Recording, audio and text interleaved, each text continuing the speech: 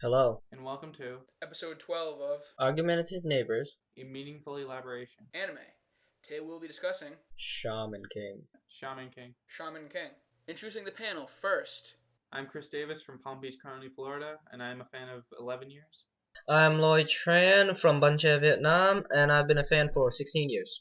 My name is Jake Rose. I was born here in Worcester, Massachusetts. I've been watching anime for 13 years, and I am both the producer and director of Argumentative Neighbors.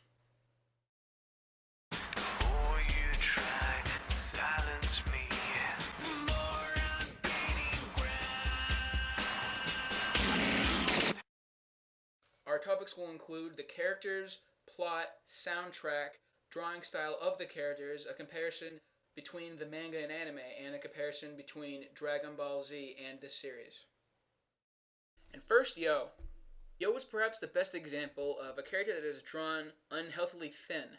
We also see this in Code Geass. Despite Yo training intensively before the tournament and during it, he still remains very thin despite, copious amounts of protein in the food that is comically prepared each night. I found it odd that Yo always had a pair of headphones on, but we never really get any explanation as to how much he likes music.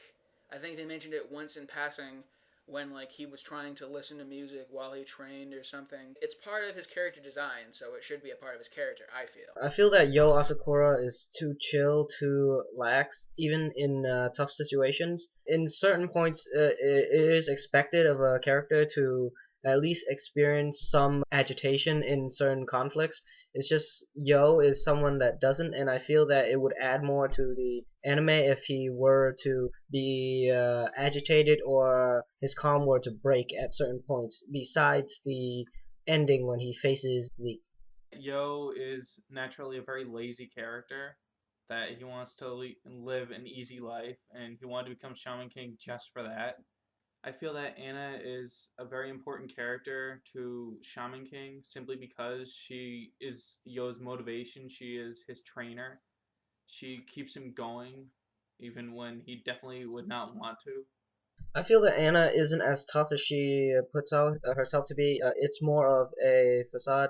She uses this to give herself authority and power, and in this, she uses it to kind of command the people around her, which can help and can hurt. I see this as a way to help Yo. Yo needs an authority, someone to give him the initiative to do what he needs to do, such as train to become a better shaman. Because without Anna, with Yo's layback attitude, he himself would not push to train. He would more likely chill in the graveyard or hang around with Morty.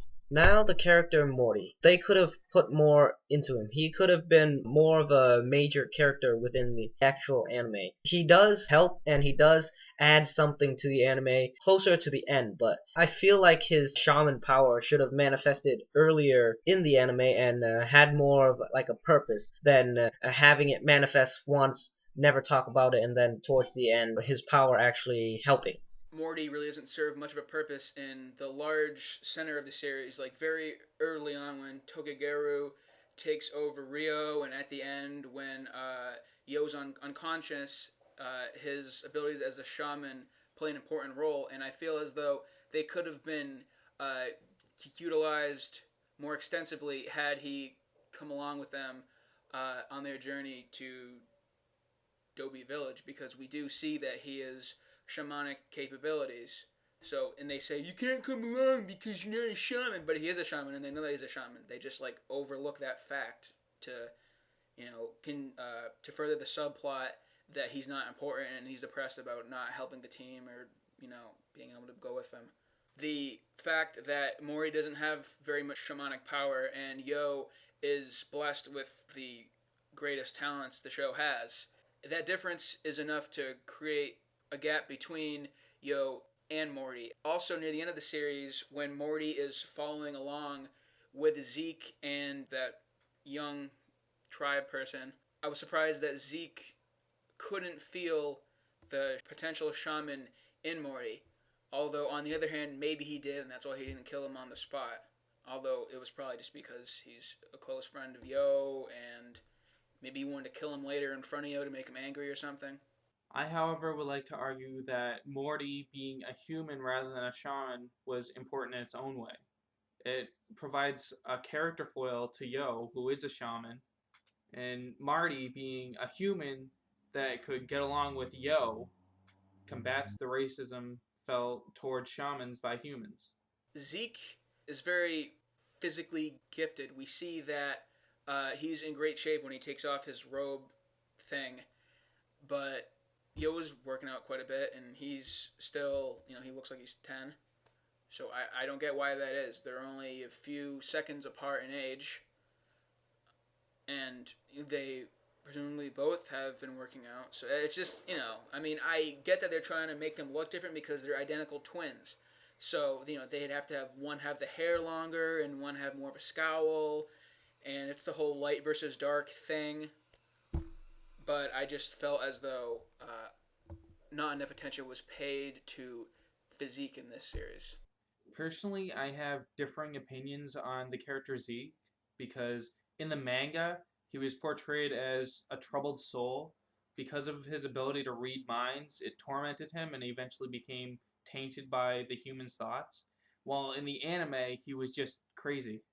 Cutting out the entire backstory, they were just trying to make Zeke a completely hated character in the anime, while in the manga, they eventually turned him into almost a good guy. I have a slightly different opinion. I would have to disagree with the anime version, how they made Zeke to be crazy. I didn't think that Zeke was crazy. I think he was just following what he thought to be true. But in following his vision, he became corrupt. Having a dream and then pursuing it, and then the dream corrupting you, making you do things that in a right mind you wouldn't, but not crazy. And I felt that Zeke's vision was like logical, that it could be true, and that human could be the end of it, and that he could have been portrayed more of as a good character instead of evil, because his even though his intent is good, it's just the way in which he's going on his intent is evil. Yes, I can see him like hating humans and wanting to destroy him, but he doesn't just hate on humans. He kills even when it comes to shaman that gets in his way. There's actually a difference between Zeke's goal in the manga and the anime. In the manga, he wanted to kill everyone. In the anime, he wanted to create a shaman kingdom by killing all the humans. I feel that Rio as a character changed the greatest over the course of the series. During the first couple episodes, he was only concerned with himself and his gang, but throughout the series, he becomes more attached to Yo and becomes almost a servant to Anna and Yo. When they introduced Rio, I didn't think he would be a main character. I thought he'd just be like a one-time villain that they never brought back. So I was pleasantly surprised when he became a recurring character. With Rio, I feel that he added a comical flair to the anime, something that other characters necessarily did not have, and that his main goal or dream of becoming a shaman was to find his shaman queen, which throughout the rest of the series added some very funny moments for Rio and the gang. The exact term shaman queen is not used throughout the Japanese dub. It's referred to as the wife of the shaman king. I felt Len was one of the better main characters within the series, because even though he, in the beginning, seemed he was more towards going to be the villain, he became a great ally, and his personality and anger throughout the series changed drastically. From being a very angry person to finding a way to direct his anger because of Yo, and his loyalty towards Yo at the end of the series is very astounding. You would not ever guess this from watching the beginning of how what Len really only wanted to do was to destroy Yo. Several parallels can be made between Seto Kaiba and Len, whether it's their body type or hairstyle, or their obsession with the main character and their sort of anti-hero role. There are many similarities between these two characters. Also, they're both rich, and on that note, Mokuba and Morty play similar roles in their respective series. My thoughts on Len. I felt that Len's rivalry with Yo was very one sided. Len was training almost exclusively to defeat Yo, but Yo was training to defeat Zeke. Faust is actually my favorite character from the series. He was a doctor who, even after curing a believed to be incurable disease, his wife still died. She became his motivation and the reason he entered the shaman fight. He wanted to become Shaman King so he could be together with her again.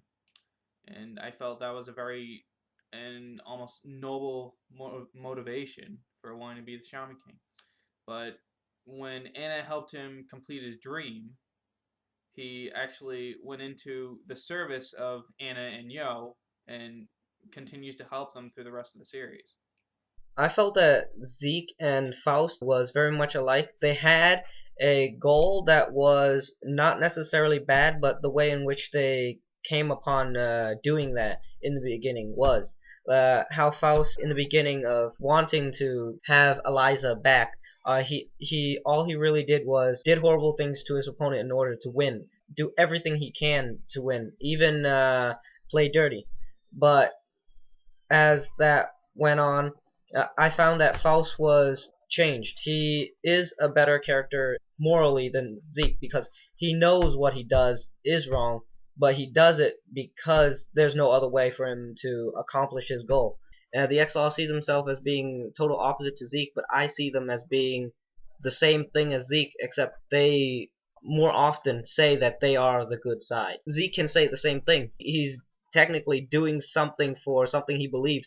And the main difference between Zeke and the X-Laws is that Zeke has this sort of apathy as to whether or not the other shamans see him as good or bad.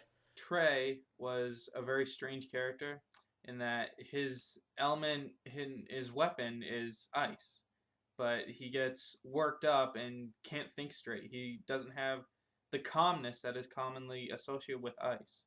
Watching this series, I was very uncertain as to the direction of it until the star came. I had no idea how long they were going to be training and what percentage of the series the training would take. I was under the impression that Aminamaru's background would play a large role in the series, and again was pleasantly surprised when it was just a backstory for him. I was again caught off guard when I was led to believe that the rivalry between Yo and Len would be the plot, and soon after they become friends, and it shifts towards Len's uncle and then the Shaman tournament. And for a third time, I was tricked into believing that something that was not the case for the premise would be when several attempts are made on Yo's life and he thwarts all of them. I thought that's how the series would go.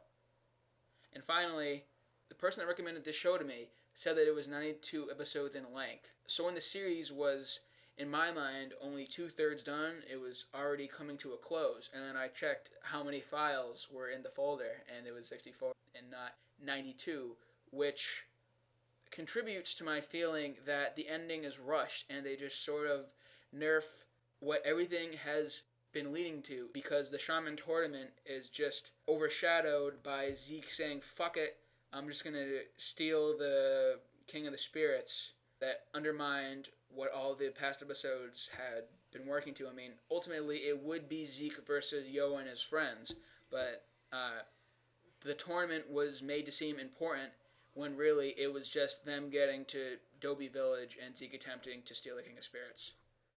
Thank you for watching episode 12 of a.n.i.m.e. If you enjoyed this episode, please feel free to subscribe to us here on YouTube. And of course, join the discussion on Facebook. That's facebook.com/animewrc. All of our episodes are also available on Blip TV. That's bliptv/anime. Or if you'd prefer, animewrc.blip.tv. And finally, follow us on Twitter. That's twitter.com/animewrc to get exclusive updates on how the editing of the newest episode is coming, or if the newest episode has already been published, when the next one will be recorded. And until next time, this has been Loi Tran, Christopher Davis, and Jake Rose. Tune in. Fuck it, I'm a loose cannon. Ben Frederick Dewey Hanson Davis III. You're gonna get you got your ass beat, and we would have got asses beat even worse. Freaking like Stephen, Dewey, fucking, and Vladimir. So you're still recording, right? Yes.